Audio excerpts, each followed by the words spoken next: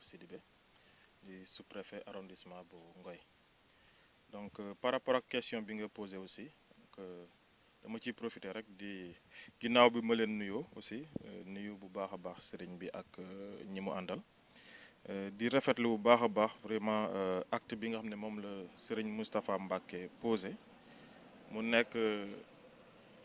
comme ni ma ko waxee sànq rek ci biir mu am ñetti taxawaay bu mu taxawee ci dëkk bi d'abord mu nekk citoyen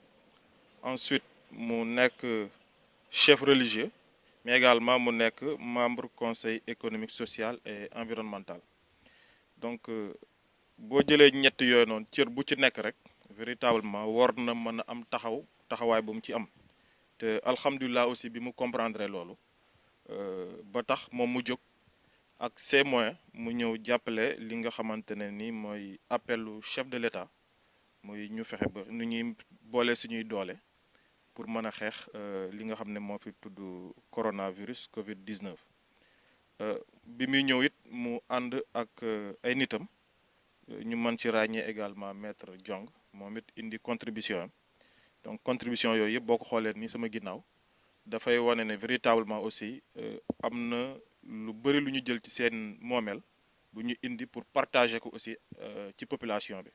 Donc loolu ñun dañ leen ci gërëm bu baax a baax mu nekk loo xam ne aussi dañ koy saluer à sa juste valeur di wax rek ne aussi kontaan nañ bu baax a baax aussi ci taxawaayu askan bi mais dañ ciy seppi également Serigne Moustapha Mbacké ci taxawaay bi mu am parce que sànq également foog naa ne dégg nañu li mu wax mu nekk loo xam ne aussi ñu ngi koy xaar ci kilifa diine yi mooy d'abord ñuy conseiller population bi. Mais ci biir conseil population bi aussi c'est important que kii conseil aussi joxe le bon exemple yaakaar naa ne wax na ko sànq ci biir kàddoom moom ay conseil aussi méthode bi muy am mooy d'abord def ñu gis je pense ne am na exemple yu bëri yu mu joxe am na exemple yu bëri aussi yu mu wax loolu dañ ko siy féliciter bu baax a baax rek mu jàpp ne loolu nañuy xaar aussi ci kilifa diine yi mooy ñu jàppale ñu bu baax a baax ci sensibilisation yi parce que xam nañ ne am nañu mbooloo te bu ñu waxee aussi ñu déglu leen. Donc c'est important véritablement aussi que rôle boobu mu nga xam ne mu ngi koy jouer mu continuer ci di ci jouer mu fexe aussi jàppale ñu aussi ci sensibiliser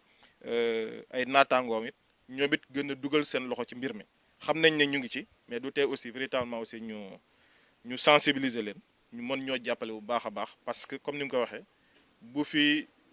mbir mi nekkee ñun ñëpp la fi nekkal buñ ko àndee également xeex ko aussi pour ñun ñëpp la donc xeex moomu it nañ jàpp ne rek xeexu Sénégal bi yëpp la comme ni ko chef de l'État waxee donc bu ñu demee ba véritablement comme ni maître Diong wax mu am ay restrictions yi ñu fi teg c'est parce que effectivement l'heure est grave te loolu it dafay baax aussi population bi comprendre que ne nekkatuñu ci vie normale li nga xamante ne donc loolu moo leen doon permettre ñu am seeni liberté d'aller et revenir nekkatuñu ci jamono boobu noonu bu ñu demee ba wax état d'urgence c'est parce que tout simplement am na ay libertés yu fi nekkoon yu ñuy wàññi pour mën a permettre véritablement ak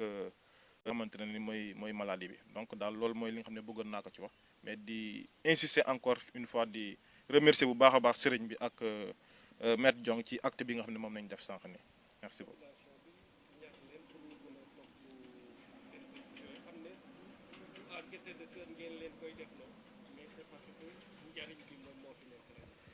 Mais bien entendu boo gisee comme ni ma waxee sànq rek ñu am président jël ñaari acte benn bi muy couvre-feu bi mais beneen bi aussi di état d'urgence c'est parce que effectivement comme ni ma waxee sànq que l'heure est grave te bu ñu tolloo ci situation exceptionnelle dafay baax aussi ñu jël ay mesures yu exceptionnelles kenn ku nekk xam ne liberté boobu nga daan am bu njëkk ba temps normal mënatooy am liberté boobu noonu te dafay baax it bu ñu nekkee ci jamonoy restriction des libertés ñu comprendre que dafa am objectif bu tax objectif boobu it dañ ci ñaax en tout cas population arrondissement bi ñu jàppale ñu ci comprendre li tax véritablement ñu wàññi restriction ñu wàññi liberté yi dem ba ci restriction yi mais aussi tamit quelque part aussi dañ leen ci remercier aussi parce que tout simplement au niveau de l'arrondissement de Ngoye gis nañ ne malgré am na yenn rëq-rëq mais quand même dans sa globalité population bi comprendre nañu te ñu ngi ciy jàppale parce que tout simplement boo 20 heures jotee